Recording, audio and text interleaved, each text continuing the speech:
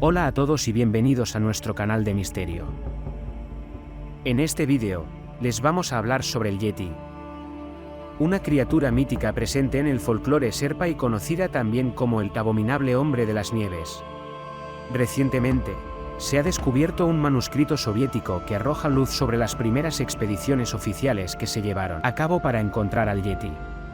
Según este documento, en Tayikistán, Kirguistán y Uzbekistán se han reportado avistamientos de hombres osos desnudos que habitan las montañas. Estos seres también son conocidos como Almastig en el Cáucaso y hay relatos que se remontan a siglos atrás. Se dice que son altos y peludos, miden 2 metros de altura y emiten aullidos terroríficos a mediodía. Además, se cuenta que son capaces de derribar tiendas de campaña y se han encontrado casos de víctimas asesinadas cuyo hígado ha sido arrancado por la espalda.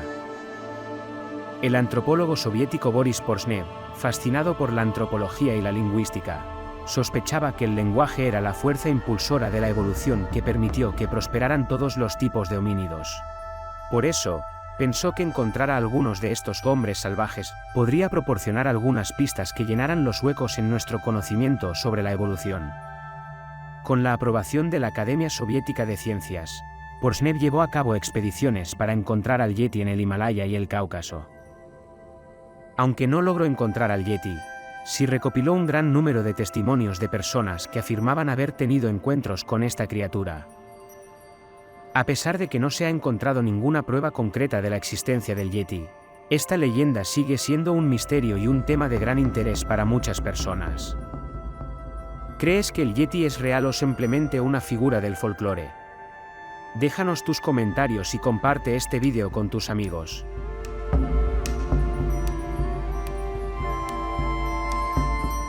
Había una antigua historia que relataba tiempos remotos, cuando la tierra aún era joven. Se decía que un sabio líder espiritual de la tribu Lekoute experimentó una visión en la cima de una imponente montaña. En esa visión, Iktomi, un travieso maestro de la sabiduría, se presentó ante él en forma de una araña y comenzó a hablar en un lenguaje sagrado, solo comprendido por los líderes espirituales de los Lekoutes. Mientras conversaban, la araña tomó un círculo de sauce, confeccionado con las ramas más antiguas, junto con plumas, crines de caballo, cuentas y ofrendas, y comenzó a tejer una telaraña. Durante su diálogo, la araña habló al anciano sobre los ciclos de la vida, como iniciamos como infantes, crecemos durante la niñez, alcanzamos la adultez y finalmente llegamos a la vejez. En esta etapa, debemos ser cuidadosos como cuando éramos bebés, completando así el ciclo de la existencia. Sin embargo, mientras Iktomi continuaba tejiendo su red, mencionó que en cada etapa de la vida se encuentran innumerables fuerzas, algunas benévolas y otras malévolas. Si uno se cruza con las fuerzas benevolentes, estas guiarán hacia la dirección correcta. Pero si uno escucha a las fuerzas malignas, causarán daño y conducirán hacia caminos equivocados. Mientras la araña hablaba, continuaba entretejiendo su telaraña, comenzando desde el exterior y avanzando hacia el centro. Cuando Iktomi terminó de hablar, entregó al anciano Lekoute la red y le dijo: observa la telaraña, es un círculo perfecto, pero hay un agujero en el centro. Utiliza la telaraña para ayudarte a ti mismo y a tu pueblo, para alcanzar tus metas y aprovechar las ideas, sueños y visiones de la gente. Si crees en el Gran Espíritu, la telaraña atrapará tus buenas ideas y las malas se filtrarán a través del agujero.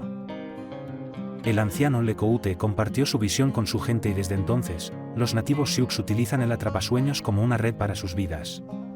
Este se cuelga sobre sus camas y en sus hogares para proteger sus sueños y visiones. Los aspectos positivos de sus sueños son capturados en la telaraña de la vida y los negativos se escapan a través del agujero central, dejando de ser parte de ellos para siempre.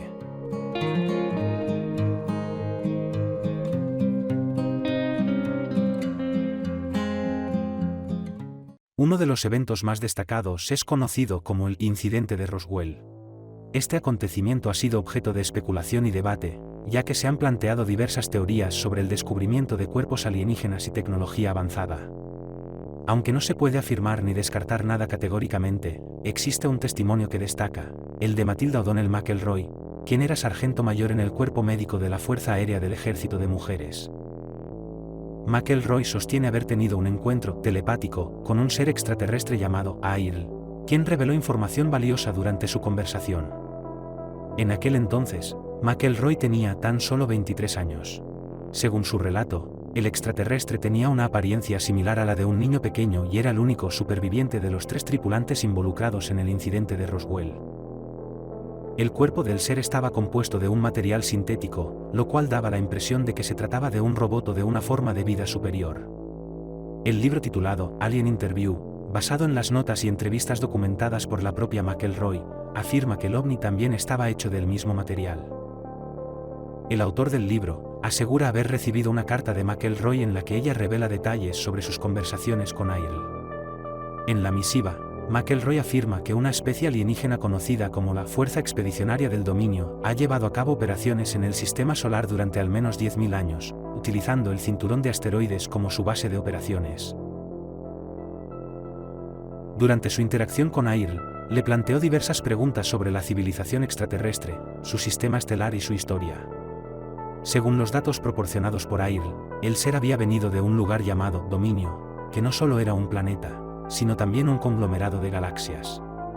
Según McElroy, Dominio era un lugar lleno de poder, conocimiento y sabiduría, con 3 lunas y 2 estrellas. Sin embargo, la enfermera afirma que Ailes se mostraba reticente a proporcionar información detallada sobre su planeta debido a sus sospechas hacia los oficiales militares. Esta actitud resultaba preocupante, ya que, según McElroy, si los extraterrestres no encontraban refugio en la Tierra, podría suponer un problema grave para la humanidad. Ailes describió su civilización como muy poderosa, extremadamente antigua y centrada exclusivamente en el progreso. McElroy declaró: "Es fundamental que la humanidad obtenga respuestas a las preguntas planteadas en estos textos. ¿Quiénes somos realmente? ¿Cuál es nuestro origen? ¿Cuál es el propósito de nuestra existencia en este planeta?". Cuando McElroy preguntó a Ailes sobre cuánto tiempo había estado visitando la Tierra, la respuesta fue reveladora: mucho antes de la existencia de los seres humanos. La enfermera también añadió algunas notas al pie de la carta, en las que se mencionaba que la Tierra es un planeta pequeño ubicado en los bordes de una galaxia, lo que la aísla geográficamente de las civilizaciones planetarias más desarrolladas que se encuentran en el núcleo galáctico. Debido a esta situación, la Tierra solo sería adecuada para ser utilizada como un zoológico, un jardín botánico o una prisión, como aparentemente lo es en la actualidad.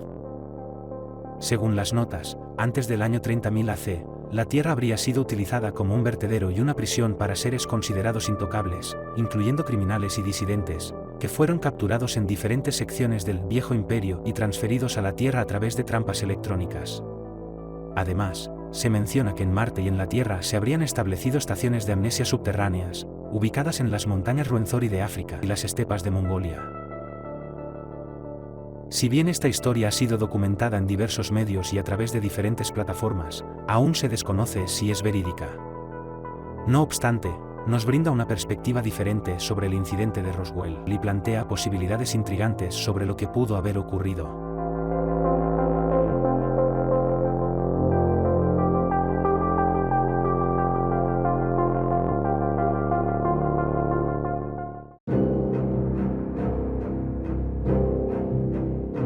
Hola a todos, hoy vamos a hablar sobre el misterioso hombre lobo del Gran Pantano Triste.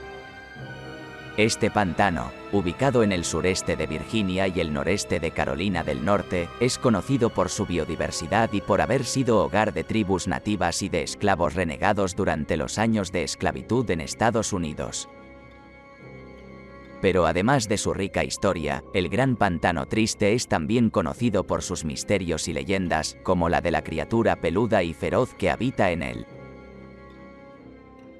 Desde hace mucho tiempo se han contado historias de una bestia gigante, de unos 8 pies de altura, cubierta de pelo y que olía a carne podrida, que merodea por el pantano.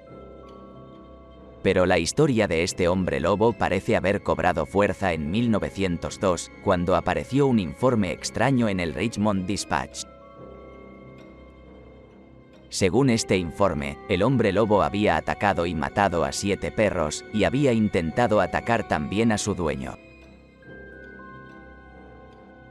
Aunque varios intentos se hicieron para cazar a la criatura, no se logró atraparla y sigue siendo un misterio hasta el día de hoy. A lo largo de los años, se han contado muchas historias más sobre este hombre lobo del gran pantano triste, y aunque algunas personas creen que es simplemente un mito, otros aseguran haber visto a la criatura con sus propios ojos. Sea cierto o no, lo cierto es que el gran pantano triste es un lugar misterioso y fascinante que siempre ha despertado la imaginación de las personas.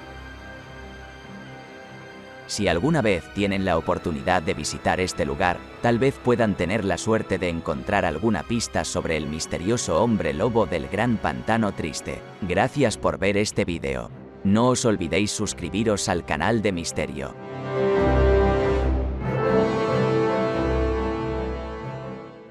Jai Brasil es una isla legendaria que se muestra en los antiguos mapas desde 1325 hasta bien entrado el siglo XIX. Se sitúa en el Atlántico Norte, aproximadamente a unas 200 millas de la costa occidental de Irlanda. Aunque nunca se ha encontrado evidencia concreta de su existencia, la historia y los relatos de aquellos que afirman haberla avistado continúan intrigando a los investigadores y apasionados de las leyendas. El capitán escocés John Nisbet afirmó haber avistado Jai Brasil en su viaje de Francia a Irlanda en 1674. Según se cuenta, envió a un grupo de 4 hombres a desembarcar en la isla, y estos marineros pasaron el día entero allí. Durante su estancia en la isla, los marineros informaron que la isla estaba habitada por conejos negros de gran tamaño y por un misterioso anciano que vivía en un gran castillo de piedra que les proporcionó oro y plata. Sin embargo, con el paso del tiempo, Jai Brasil se fue retirando discretamente al anonimato. Los nuevos intentos de encontrarla fracasaron, y los cartógrafos la eliminaron de la mayoría de las nuevas cartas náuticas. La última vez que se la pudo observar en un mapa fue en uno de 1865, donde se la denominaba simplemente Roca Brasil.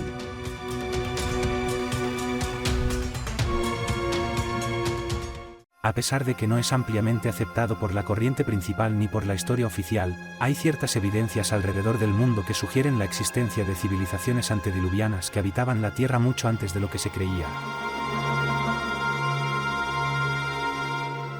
En un descubrimiento sorprendente y poco conocido, arqueólogos han encontrado un sitio en el noreste de Siberia donde se desarrollaron civilizaciones antiguas hace aproximadamente 30.000 años. Esto desafía las creencias previas que sostenían que las primeras personas aparecieron en esa región hace solo 14 o 15.000 años, alrededor del tiempo en que desaparecieron los mamuts, los leones cavernarios y los rinocerontes lanudos. Hasta entonces, se creía que los miembros de estas civilizaciones eran responsables de la extinción de estas especies, ya que dependían de la caza y la recolección, y se pensaba que las diezmaron sin piedad durante varios siglos hasta su completa desaparición. Sin embargo, nuevos datos arqueológicos han cuestionado esta teoría y respaldan la idea de una posible catástrofe global que ocurrió hace aproximadamente 13.000 años. Se ha planteado la hipótesis de que estas civilizaciones antediluvianas pueden haber sido borradas de la historia debido a un cataclismo global. Según una versión, los cataclismos globales periódicos en la Tierra se producen como resultado de un cambio regular en los polos, conocido como el efecto Janyvekov. El efecto Janyvekov es un concepto en la mecánica clásica que describe la inestabilidad en la rotación de un objeto rígido alrededor de su segundo eje principal de inercia, similar al movimiento impredecible de una raqueta de tenis.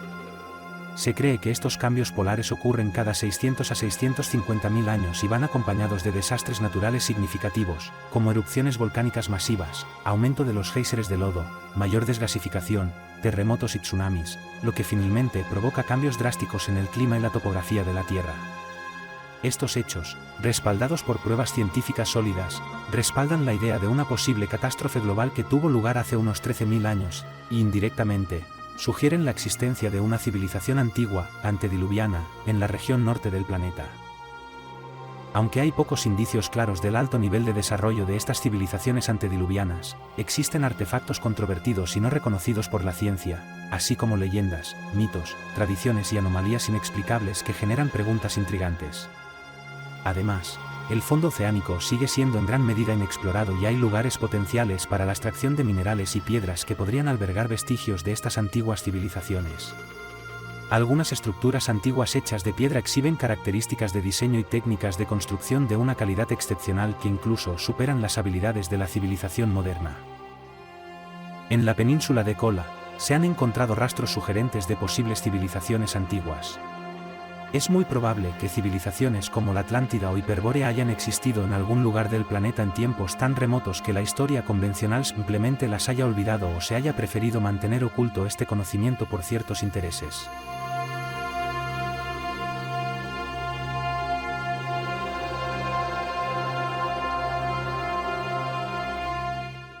Un anciano indígena Piaroa compartió un relato intrigante relacionado con las cuevas y galerías naturales que se encuentran en su interior. Según su narración, hace muchos años, los miembros de su familia presenciaron como un extraño aparato con hélice sobrevolaba el cerro, con una jaula de enormes dimensiones colgando de él. El helicóptero aterrizó en la cima misma de la Autana y el anciano, junto con otros miembros de la tribu, observaron cómo varios hombres descendían del artefacto. Sorprendidos por el inusual aterrizaje, los indígenas siguieron los movimientos de los visitantes, claramente visibles desde su posición. Para su asombro, los misteriosos individuos se dirigieron hacia una gran cueva cercana a la cima de la montaña, adentrándose en su oscuridad. Pasados unos minutos, emergieron nuevamente, pero no regresaron con las manos vacías. El anciano me aseguró que llevaban consigo a una extraña criatura, fuertemente atada, a la cual reconocieron de inmediato. Se trataba del Hischu, un ser que era mitad hombre y mitad mono, y que con cierta dificultad lograron introducir en la jaula. Poco después, el helicóptero tomó altura y desapareció en el horizonte. El hombre, con total naturalidad y en un tono pausado, me explicó que el Hischu habita en las selvas del Orinoco, específicamente en una región de difícil acceso de donde provienen los ancestros de los Piaroa. También me contó que esta criatura es una especie de ser antropomorfo, alto y peludo, pero con pies que no se asemejan a los de un primate o un homínido, ya que carecen de dedos. Como resultado, el anciano me reveló que cualquiera que intentara seguir las huellas de un Hischu terminaba irremediablemente perdido.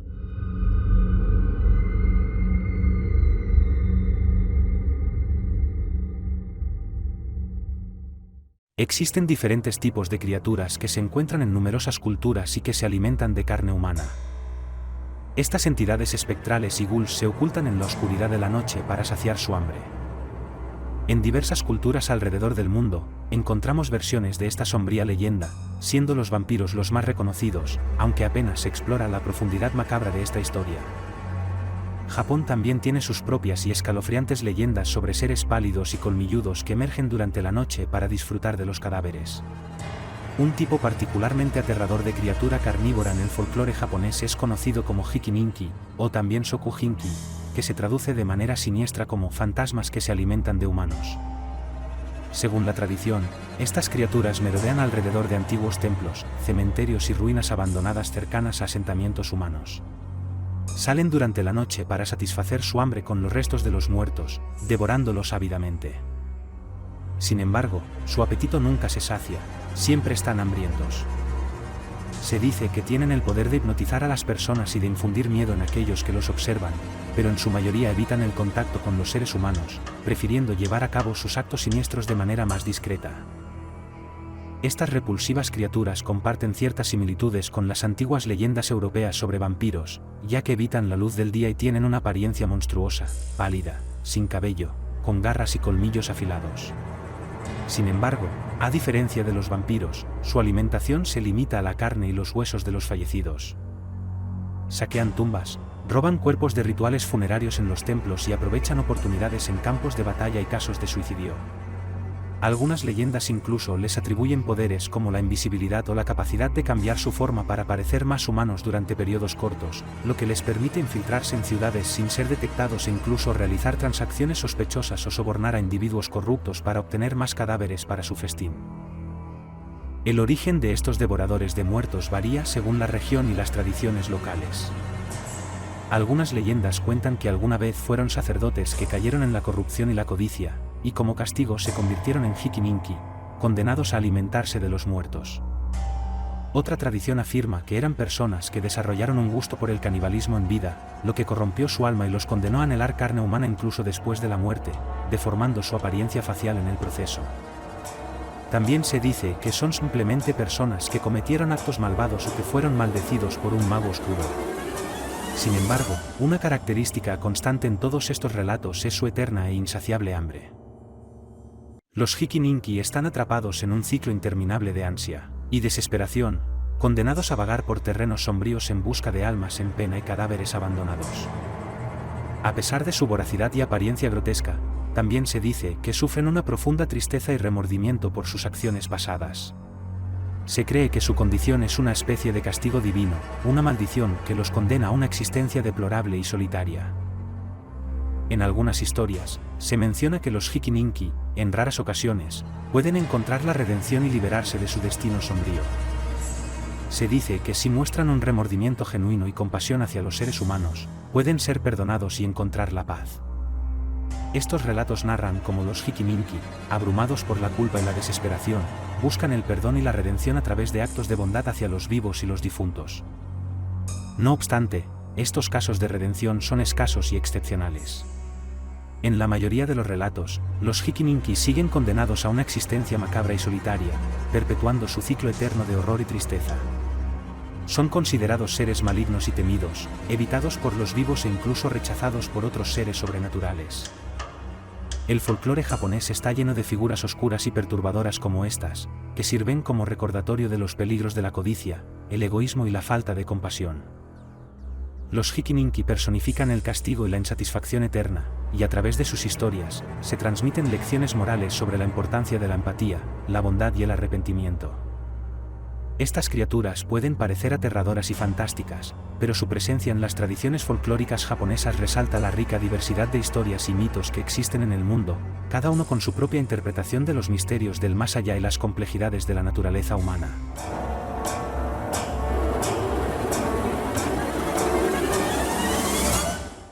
El rover Curiosity de la NASA ha encontrado restos de carbono en Marte, lo que sugiere que hubo vida en el planeta hace millones de años. El carbono es esencial para la vida en la Tierra y su presencia junto a su ciclo natural es indicio de actividad biológica. Esto abre la posibilidad de buscar más evidencia de vida pasada o actual en Marte. Un estudio reciente sugiere que en Marte hubo un océano de agua líquida hace 4.000 millones de años. Esto es sorprendente ya que Marte es actualmente demasiado frío para albergar agua en la superficie.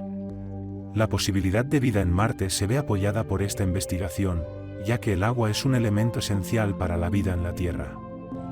Sin embargo, la existencia de agua en Marte requeriría un ajuste en las condiciones atmosféricas, como la presencia de grandes cantidades de gases de efecto invernadero y la presencia de dióxido de carbono. Una teoría sugiere que la vida podría haber comenzado en Marte antes que en la Tierra. Un estudio analizó restos de meteoritos en Marte y encontró minerales con edades de más de 4.480 millones de años. Lo que sugiere que el gran bombardeo terminó mucho antes en Marte y que la superficie ya era habitable en ese momento. Esta teoría plantea la posibilidad de que la vida en la Tierra haya venido de Marte a través de un meteorito o incluso una nave espacial. Una teoría sugiere que los seres humanos podrían haber venido de Marte en el pasado. Según esta teoría, una civilización inteligente vivió en Marte, pero debido a factores como las guerras y la violencia, tuvo que trasladarse a la Tierra. Muchos aseguran que Marte y la Tierra son similares y que existen similitudes entre el Marte del pasado y la Tierra actual. Algunos argumentan que esto explicaría por qué la humanidad está tan interesada en buscar vida en Marte y en la posibilidad de vivir allí en el futuro, ya que sería como regresar a casa.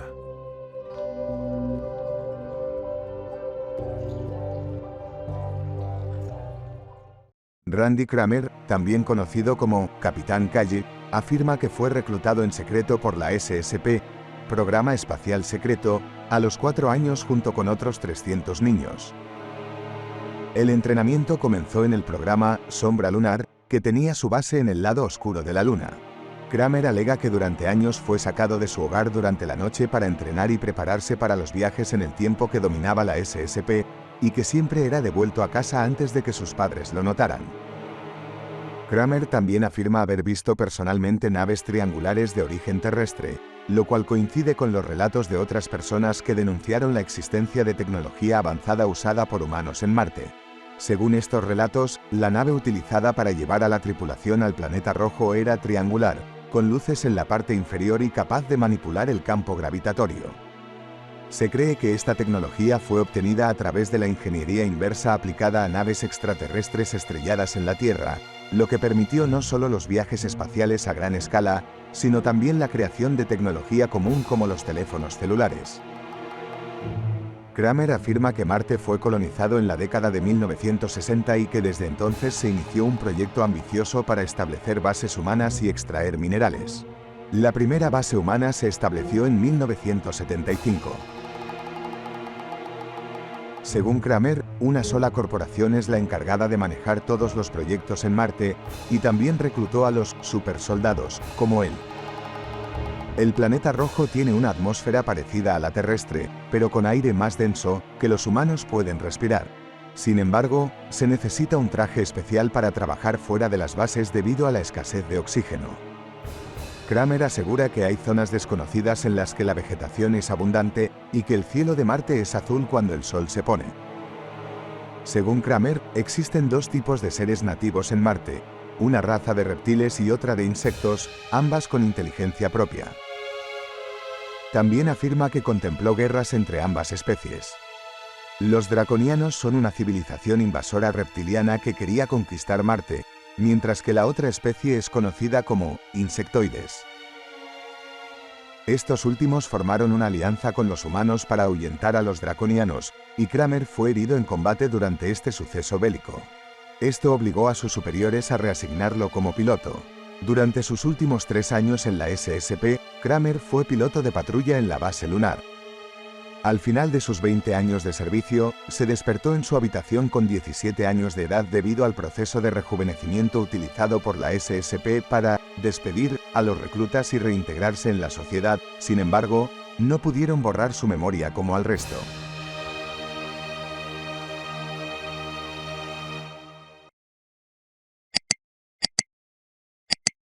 Un grito resuena en la habitación de los niños. Los padres acuden rápidamente. La luz se enciende. El niño, aterrorizado, afirma haber visto un espectro, algo que lo acechaba en la oscuridad, algo horrible e indescriptible. Esta escena seguramente resultará familiar para muchos padres. La verdad es que los niños a menudo perciben cosas que no están presentes, o al menos, cosas que los adultos creemos que no están. Pueden tener un amigo imaginario, un monstruo debajo de la cama, algo invisible que les respira en la cara o una sombra que se cierne sobre su cama.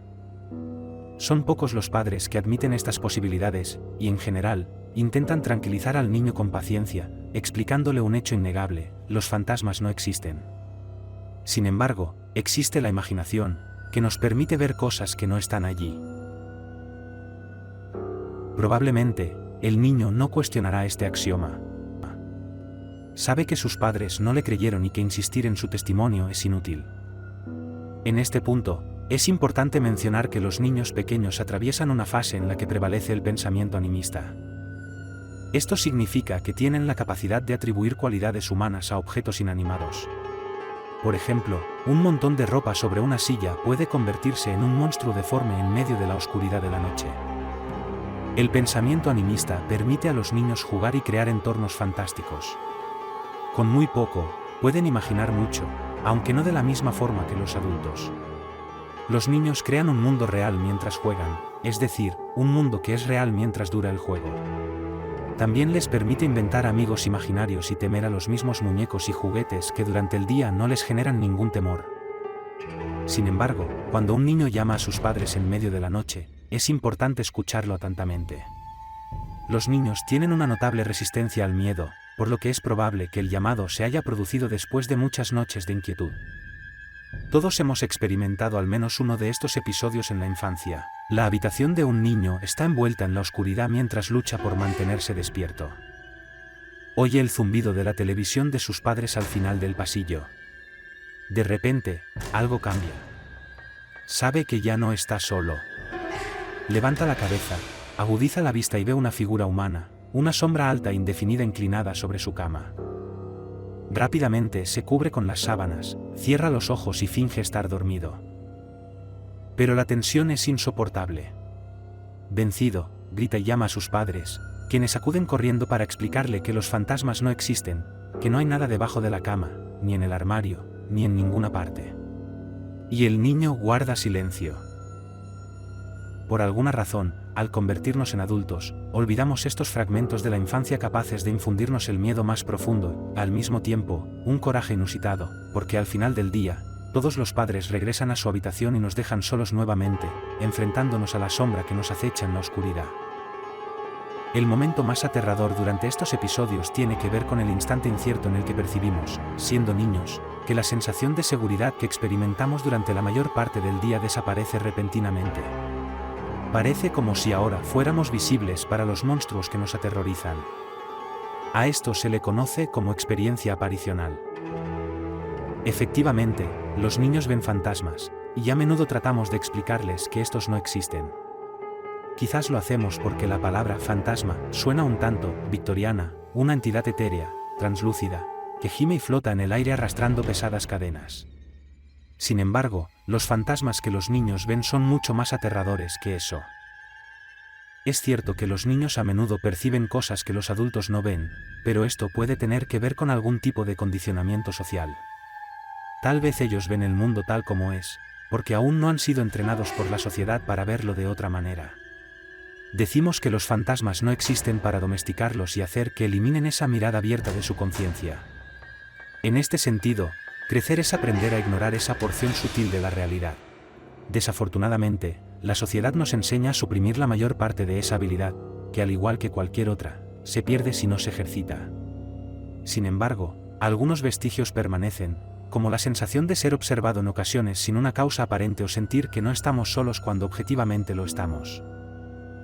A veces, las cosas se vuelven demasiado perturbadoras, incluso para los padres, como el caso de un niño que parece reaccionar ante una presencia invisible para los adultos. Si la presencia no le causa miedo, es probable que se trate de otro niño.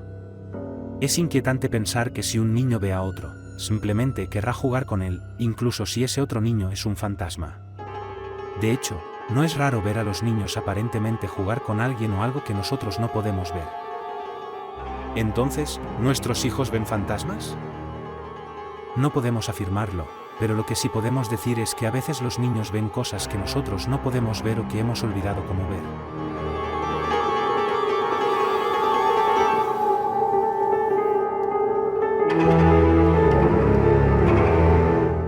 Una mujer de Norfolk, Virginia, asegura haber sido abducida en su propia casa. Según su testimonio, varios artículos de su hogar habían sido movidos del lugar y había horas faltantes en el reloj. El incidente fue reportado a la Mutual UFO Network, MUFON, y está siendo investigado por expertos en la temática. La testigo, cuyo nombre se mantiene en confidencialidad, estaba en su habitación cuando el incidente ocurrió. Recuerda haber estado sentada en su cama y luego caminando hacia el baño, sin tener explicación de cómo llegó allí. Al pasar por la puerta de su habitación, vio a un ser casi tan alto como la puerta parado frente a ella. Según ella, la criatura la miró antes de desvanecerse a través de la puerta. Al entrar a la habitación y mirar el reloj, eran las 3 de la madrugada y habían pasado más de una hora desde que se había acostado. Al despertar por la mañana, notó que su alajero había sido empujado del muro donde se apoyaba, justo en el lugar donde vio a la criatura. Su esposo también dijo haber dormido más profundo de lo normal aquella noche. Los elementos del caso apuntan a una abducción de dormitorio, como la amnesia que abarca el lapso de tiempo perdido y la presencia de una criatura no humana. La mujer espera que compartir su caso inspire a otros a hacer lo mismo. Aunque las abducciones son un fenómeno controvertido, es importante que las personas sientan que pueden hablar de sus experiencias sin temor a ser juzgadas o ridiculizadas. La MUFON continúa investigando este caso y otros como él, buscando respuestas y entendiendo más sobre el fenómeno de las abducciones. Gracias por ver este vídeo. Si te ha gustado, ¿por qué no te suscribes a nuestro canal de misterio para recibir más contenido como este? Solo tienes que hacer clic en el botón de suscripción y no te perderás ninguno de nuestros próximos videos. Esperamos verte pronto. A finales del siglo XIX, en plena ebullición de la vida en la costa del Pacífico, había una gran cantidad de reportes y artículos en la prensa local de California y Arizona que hablaban de avistamientos de pájaros gigantes con las características de los pterodáctilos. ¿Cómo era posible que estos dinosaurios voladores, que habitaron la Tierra hace 150 millones de años, todavía estuvieran volando por los cielos del oeste de Estados Unidos? Los colonizadores del Viejo Oeste conectaron estos avistamientos con la leyenda del pájaro de trueno, un gigantesco pájaro sobrenatural que hacía un ruido atronador al volar gracias a sus enormes alas. Esta leyenda tenía muchos seguidores y había muchos avistamientos de pájaros gigantes en el oeste de Estados Unidos a lo largo de los años. Una de las historias más famosas sobre estos avistamientos viene del Tombstone Epitaph del 26 de abril de 1890, que habla de dos rancheros que encontraron un monstruo alado, parecido a un enorme cocodrilo, en el desierto entre las montañas Wet'suwet'en y Huachuca. La criatura medía 92 pies de largo y tenía solo 2 patas. Los rancheros lograron herir y matar al monstruo después de una emocionante persecución. Pero esta no es la única historia sobre pájaros gigantes en el oeste de Estados Unidos. También hay relatos de expertos que han encontrado plumas de tamaño desconocido junto a representaciones pictóricas de pájaros gigantes con cuernos hechas por nativos americanos en una cueva de Utah. Aunque se ha intentado identificar a qué especie pertenecen estas plumas, todavía no se ha encontrado una respuesta. ¿Qué hay detrás de estas historias sobre pájaros gigantes en el oeste de Estados Unidos? ¿Son meras leyendas o hay algo más detrás de ellas? Aunque no podemos asegurarlo con certeza, lo que sí sabemos es que estas historias siguen siendo un misterio intrigante y fascinante que sigue capturando nuestra imaginación hasta el día de hoy. Loveland es una pequeña localidad en Ohio, Estados Unidos, que ha sido testigo de la aparición de una extraña criatura con características de rana y humano. La leyenda cuenta que esta criatura, conocida como la criatura de Loveland, se ha aparecido en varias ocasiones a los habitantes del lugar, especialmente en las proximidades del río que rodea la ciudad. Aunque existen algunas evidencias de su existencia, como testimonios y fotografías, la veracidad de estas afirmaciones sigue siendo cuestionable. En 1955, un hombre reportó haber visto 3 criaturas de forma de rana parado al lado de la carretera, una de las cuales llevaba una barra o cinta en la cabeza y emitía chispas. Luego, en 1972, un oficial de policía de Loveland informó haber visto una criatura de 3 o 4 pies de altura con piel de cuero y una cara de lagarto o rana en la carretera Riverside. La criatura saltó sobre la verja de seguridad y se dirigió hacia el río Little Miami. 2 semanas después, otro policía reportó un encuentro similar en la misma carretera, y en 1982, un residente de Loveland alegó haber visto a la criatura en su jardín. A pesar de estos informes, la veracidad de la criatura de Loveland sigue siendo cuestionable y es considerada una leyenda urbana. Gracias por ver este vídeo. Si te ha gustado, ¿por qué no te suscribes a nuestro canal de misterio para recibir más contenido como este? Solo tienes que hacer clic en el botón de suscripción y no te perderás ninguno de nuestros próximos videos. Esperamos verte pronto. En la lejana isla de Pascua, reconocida por los impresionantes moais que la adornan, se mantienen arraigadas costumbres ancestrales en uno de los enclaves más misteriosos y cautivadores del mundo. Los Rapanguis, quienes son descendientes directos de los antiguos pascuenses, creen fervientemente en la existencia de los Barua, espíritus de ancestros que desafiaron importantes tabúes, cometieron crímenes o mostraron conductas inapropiadas hacia sus seres queridos. Como castigo por sus transgresiones, fueron condenados a permanecer eternamente en los lugares donde vivieron. Durante el día, permanecen ocultos a los ojos de los vivos, pero al caer la noche, se manifiestan ante aquellos que violan alguna de las arraigadas costumbres que se han establecido desde tiempos inmemoriales. Se presentan con la misma apariencia que tenían en vida, algunos son benévolos y advierten sobre peligros futuros, pero otros actúan con malicia y desean hacer daño a las personas. Ciertas áreas de la isla tradicionalmente pertenecen a determinadas familias, que están asociadas con ciertos barúas. Por esa razón, no es recomendable que los miembros de otros clanes ingresen a esos territorios, ya que podrían sufrir el ataque de estos espectros. Los barú a menudo se presentan en los sueños de los rapanguis, quienes no suelen adentrarse en lugares sagrados, como cuevas, para no despertar la ira latente de estas almas. Una testigo dijo, en ocasiones, manos invisibles me empujan y mi hija y yo hemos visto una sombra con forma humana que se desliza por la casa. Algunos de estos espíritus son extremadamente agresivos y pueden llegar a atacar gravemente a las personas. No es raro que los baruas lleguen a poseer a las personas, obligándolas a llevar a cabo actos que de otro modo no habrían realizado. La única solución para evitar los embates de estos fantasmas es llevar una vida íntegra, acorde con las normas tradicionales. Hoy en día, muchas de sus costumbres se han perdido y todos los rapanguis han transgredido algún tabú en alguna ocasión. Por eso, en esta época, los barúas son más violentos que nunca.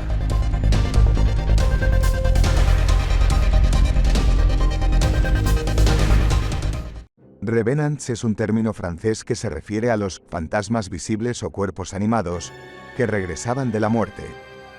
Se describen como cuerpos en un avanzado estado de descomposición, pero con rasgos reconocibles. Estos seres, con ojos brillantes y enrojecidos, dientes podridos y piel desgarrada, causaban terror entre la gente. Existen muchas historias sobre Revenants, pero alcanzaron su mayor auge durante la Edad Media, en el siglo XII.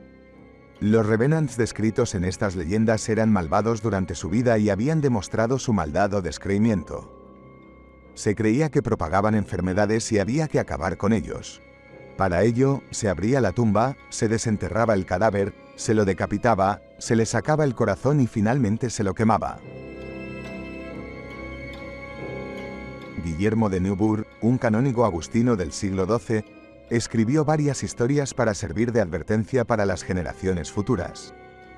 Una de ellas fue la de un hombre malvado de York, perseguido por la justicia, que se casó y celoso de su esposa, se escondió en su casa y la vio con otro hombre. Al caer y morir, recibió un entierro cristiano, pero fue levantado de su tumba por el diablo y empezó a perseguir a sus vecinos en la noche.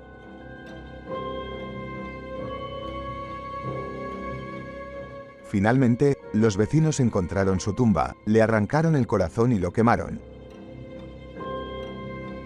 Un cronista del siglo XII relató que en Hereford murió un hombre malvado y que al día siguiente se le vio por las calles de la ciudad gritando los nombres de los ciudadanos que morirían en 3 días. El obispo abrió su tumba, separó su cabeza del cuerpo y lo bendijo con agua bendita antes de volver a enterrarlo. El problema terminó ahí. Una historia medieval habla de 2 campesinos que huyeron y murieron en una aldea.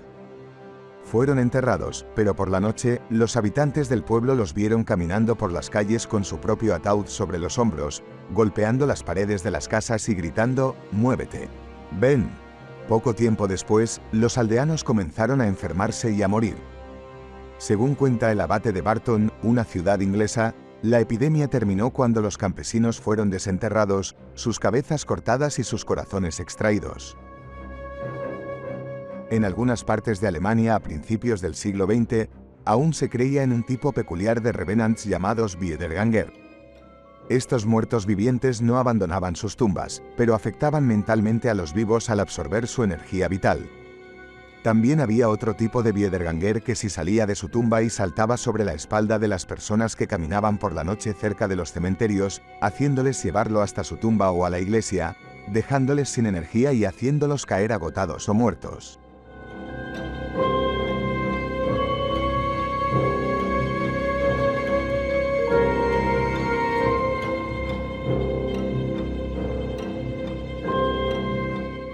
Durante la Segunda Guerra Mundial, un grupo de soldados japoneses desembarcó en las costas de Indonesia.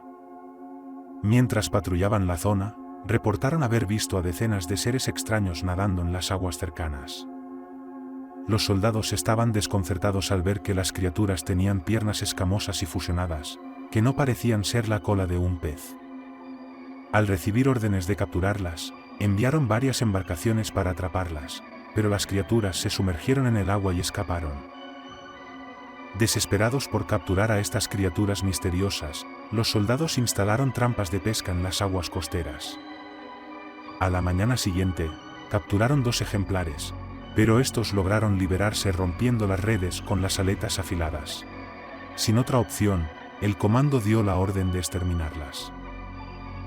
2 días después, las criaturas volvieron a aparecer en la superficie. Esta vez había francotiradores esperando para atacarlas. Tras varios disparos certeros, las criaturas murieron. El resto desapareció.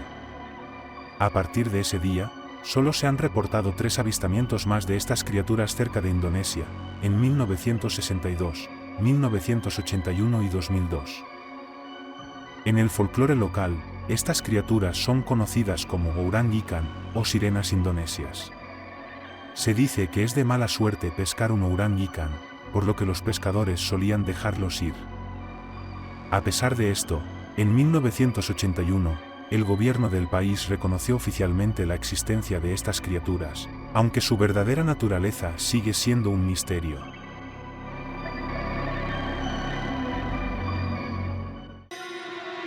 El bricolacás, también conocido como borbolaca o brucolaco, es una criatura del folclore griego que surge como un muerto viviente. Puede tener forma humana o hombre lobo y atacar a sus víctimas durante el sueño. La criatura es conocida por drenar la fuerza vital de sus víctimas. En Grecia, los informes de ataques de bricolacás han sido reportados en todo el país, pero especialmente en el archipiélago de Santorini.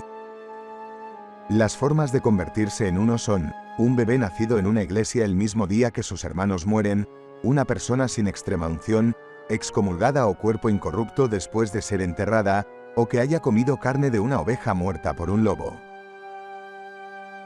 También se cree que alguien asesinado por uno de ellos o un hombre lobo puede convertirse en uno. Atacan a sus víctimas llamándoles a la puerta o mientras duermen, sentándose en su pecho hasta asfixiarlos. En Santorini, se esperan varios golpes antes de abrir la puerta para evitar un ataque. En el folclore griego, esta criatura es asociada con actividad paranormal y sus ataques han sido reportados a lo largo de la historia.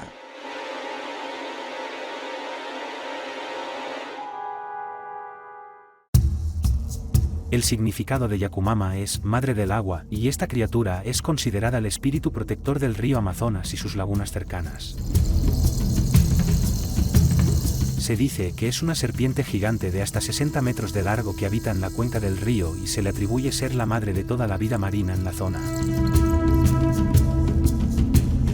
Según los chamanes locales, la Yakumama se desplaza hacia el área conocida como el río hirviente. Los lugareños creen que esta serpiente tiene la capacidad de succionar cualquier ser vivo que se encuentre a menos de 100 pasos. Para evitar encontrarse con ella, los lugareños tocan un cuerno de caracol antes de entrar al río, con la creencia de que la Yakumama se revelará si está dentro del área. La leyenda de la Yakumama es muy popular en Paraguay, Argentina y Brasil, y se cree que nadie puede escapar de ella ya que es la protectora del agua.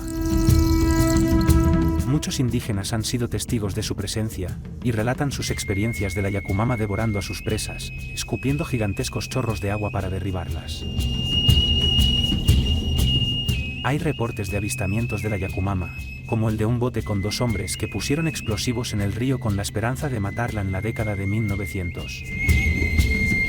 Después de la detonación, la serpiente salió del agua cubierta de sangre, pero no murió y se alejó nadando, dejando a los hombres aterrorizados.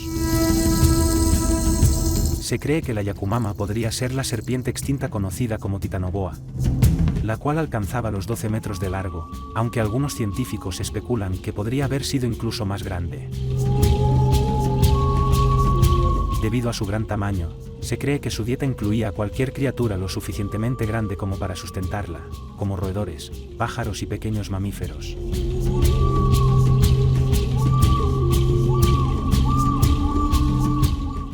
El mito de la sirena Yara es compartido en la región de la selva de Perú, Ecuador, Colombia y Brasil.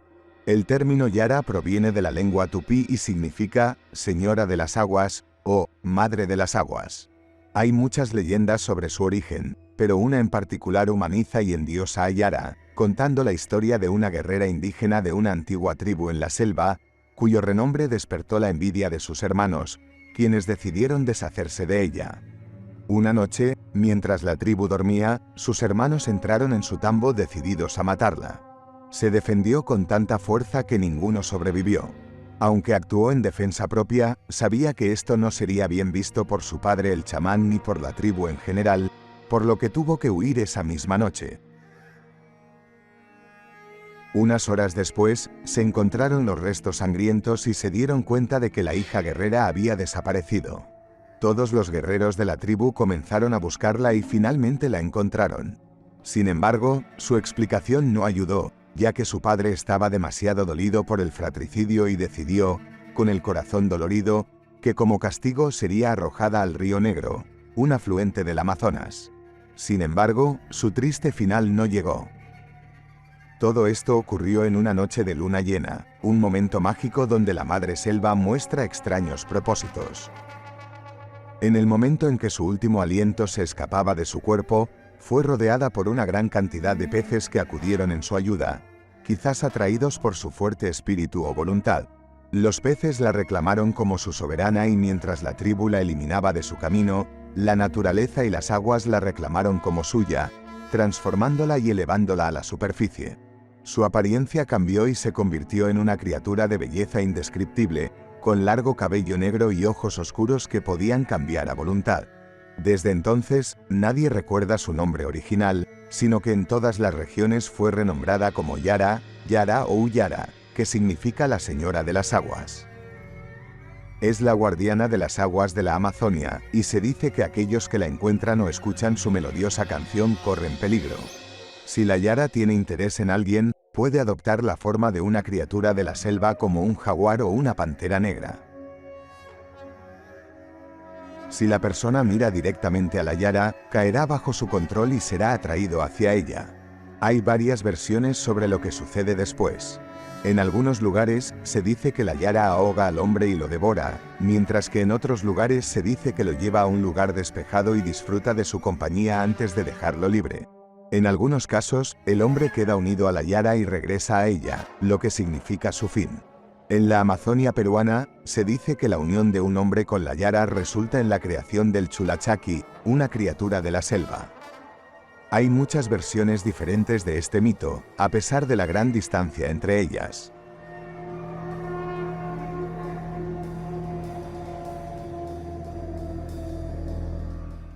Informes de todo el mundo describen encuentros fortuitos con una gran criatura, con un aspecto simiesco y que caminan erguidos sobre dos pies y tienen otras características humanas. En América del Norte la conocemos como Bigfoot y en China se la llama Yeren, hombre salvaje.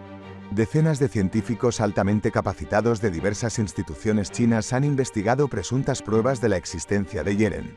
En 1980, más de 100 expertos fueron enviados en una expedición a la Reserva Natural de Senonghua, en el corazón del territorio Yeren, que abarca alrededor de 3.000 kilómetros cuadrados en una región remota de la provincia de Hubei. Este lugar es muy accidentado con montañas que superan los 3.000 metros de altura y profundos valles, y es donde se han reportado la mayoría de los avistamientos de Yeren. Agencias chinas, como Xinhua, estiman que se han registrado cerca de 400 avistamientos en las últimas décadas. El 4 de abril de 1994, el guardabosques Yuan Yuao se encontraba explorando una zona alejada de la reserva. De repente, pudo ver a través de sus binoculares a una extraña criatura descansando en una colina a unos 500 metros de distancia. Gritó para despertarla, y al hacerlo, la criatura se detuvo por un momento para mirar al hombre antes de levantarse y marcharse. Con más de 15 años de experiencia como guardabosques, Yuan estaba familiarizado con la fauna local, por lo que sus afirmaciones acerca de la rareza de la criatura fueron consideradas válidas. No estaba seguro de si era un Yeren, pero era extraño. Se levantó y se fue sobre dos patas. No era un oso, dijo Yuan en un episodio de Monster Quest en el canal History Channel. Describió a la criatura como de color marrón rojizo y de más de 1,80 m de altura. Años antes, en 1980, un cazador llamado Bu Xiaoqiu de la provincia de Guizhou capturó supuestamente a un cachorro de Yeren. pero lo dejó ir cuando vio sus ojos llenos de lágrimas. Es importante destacar que las lágrimas son una característica exclusiva de los humanos y que los demás primates no lloran de esa manera. En 1978, un grupo de cazadores en el condado de Rongyang estaba sentado alrededor de una fogata cuando, supuestamente, un yeren se acercó a ellos e incluso añadió leña al fuego. Los hombres afirmaron estar tan asustados que fingieron ignorar su presencia. No solo cazadores y aldeanos han visto al yeren, sino también autoridades locales. En 1976, un secretario del partido municipal en el condado de Fanaxian informó haber visto a un yeren huir mientras robaba un pequeño cerdo. El avistamiento más destacado ocurrió en 14 de mayo de 1976, cuando un vehículo que transportaba a 6 funcionarios del régimen comunista chino se topó con un yeren en las afueras de una aldea entre el condado de Fanaxian y Senongia. Este encuentro provocó la célebre expedición de 1980. Según los resultados del laboratorio, el líder de la expedición, Meng Qingbao, informó haber encontrado más de 1,5 kilómetros de huellas en Senongia. Según un artículo publicado por The New York Times, los moldes de yeso de estas huellas miden más de 45 centímetros de largo. Zhou Guoxing, un antropólogo del Museo de Historia Natural de Beijing que también participó en la expedición, afirma que muchas de las supuestas huellas yeren examinadas por él en los últimos años fueron producidas por osos o simios. Pelos supuestamente pertenecientes al yeren fueron analizados en el laboratorio y se encontró que pertenecían a jabalíes, monos, humanos y otras criaturas conocidas. Sin embargo, algunos cabellos causaron bastante controversia. En la década de 1980, la Unidad de Investigación de Medicina Forense del Hospital Wuhan concluyó después de realizar una serie de pruebas en muestras capilares que dedujimos que el pelo de estos hombres salvajes podría pertenecer a un primate mayor, hasta ahora desconocido. Por otro lado, hay quienes afirman que el yeren es una especie de simio gigante, conocido como Gigantopithecus, que se creía extinto desde hace más de 300.000 años y cuyos fósiles han sido encontrados en China y el sudeste asiático. ¿Podría ser posible que exista un hombre gigante salvaje en los bosques de China? No olvides suscribirte a nuestro canal para más contenido interesante sobre criaturas desconocidas y misterios del mundo. Gracias por tu apoyo.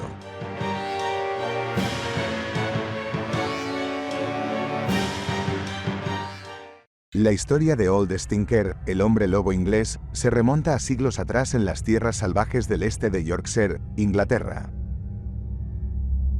Durante ese tiempo, había muchas historias sobre lobos voraces que merodeaban la noche, hasta el punto de que en la época sajona había lugares a lo largo de las carreteras construidas específicamente para que los viajeros salieran de la noche y estuvieran a salvo de las feroces bestias en los páramos y bosques.